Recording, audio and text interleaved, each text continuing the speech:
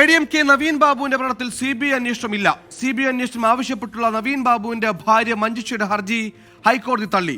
കുടുംബത്തിന്റെ ആക്ഷേപങ്ങൾ പ്രത്യേക അന്വേഷണ സംഘം പരിശോധിക്കണമെന്നും കണ്ണൂർ റേഞ്ച് DIG മേൽനോട്ടം വഹിക്കണമെന്നും ഹൈക്കോടതി നിർദ്ദേശിച്ചു.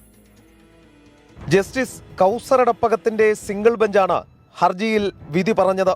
CBI അന്വേഷണം ആവശ്യപ്പെട്ടുള്ള നവീൻ ബാബുവിന്റെ ഭാര്യ മഞ്ജുഷയുടെ ഹർജി തള്ളിയ ഹൈക്കോടതി പ്രത്യേക അന്വേഷണ സംഘത്തിന് അന്വേഷണം തുടരാമെന്നും വ്യക്തമാക്കി.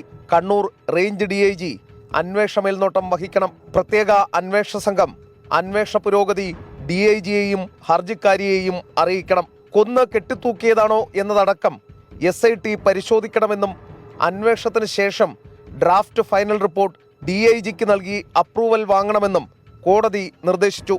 എന്നാൽ കോടതി വിധിയിൽ തൃപ്തിയില്ലെന്നും അപ്പീലുമായി ഡിവിഷൻ ബെഞ്ചിനെ സമീപിക്കുമെന്നും ഭാര്യ മഞ്ജുഷ വ്യക്തമാക്കി. ഏതായാലും ഫൈനൽ അല്ലല്ലോ വിധി, നമുക്ക് മുമ്പോട്ട് പോകാനുള്ള പ്രൊവിഷനുണ്ട്. അപ്പീലുമായിട്ട് മുമ്പോട്ട് പോകും. പിന്മാറാൻ എന്തായാലും ഉദ്ദേശിക്കുന്നില്ല. ഏതറ്റം വരെയും മുമ്പോട്ട് പോകാൻ തന്നെ ഉദ്ദേശിക്കുന്നത്. ഇല്ലാത്തത് കൊണ്ടാണ് ഹൈക്കോടതിയിൽ നമ്മൾ ഞാൻ ഹർജി സമർപ്പിച്ചത്. അങ്ങനെ തന്നെ നിലനിൽക്കുന്ന സംശയങ്ങൾ. എന്തായാലും പിന്നോട്ട് മാറാൻ ഞാൻ തീരുമാനിച്ചിട്ടില്ല. മുമ്പോട്ട് തന്നെ പോകാൻ തന്നെ തീരുമാനിച്ചു. പ്രതീക്ഷിച്ച വിധിയല്ലെന്നും DIG മേൽനോട്ടത്തിലുള്ള അന്വേഷണം സ്വീകാര്യമല്ലെന്നും നവീൻ ബാബുവിന്റെ സഹോദരൻ പ്രവീൺ ബാബു. നമുക്കിത് എല്ലാം പറയാൻ നമ്മൾ ഓൾറെഡി പറഞ്ഞിട്ടുള്ളതാണ്. ഇതിനകത്തെ ഡിഫക്റ്റുകളെല്ലാം പോസ്റ്റ്മോർട്ടത്തിലെയും അതുപോലെ ഇൻക്വസ്റ്റിലെയും ഡിഫക്റ്റുകളെല്ലാം നമ്മൾ അവതരിപ്പിച്ചിട്ടുള്ളതാണ്. ഇനി മേൽക്കോടതിയെ നമുക്ക് വീണ്ടും ബോധിപ്പിക്കാനേ കഴിയുകയുള്ളൂ. സംതൃപ്തമല്ല. ഞാൻ പ്രതീക്ഷിക്കാത്ത വിധിയായിപ്പോയി. അപ്പീൽ കലാന്തന് തീരുമാനം.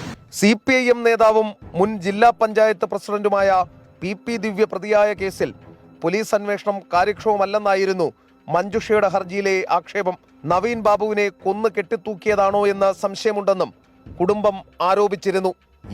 ശ്രീകാന്ത്, 24, കൊച്ചി.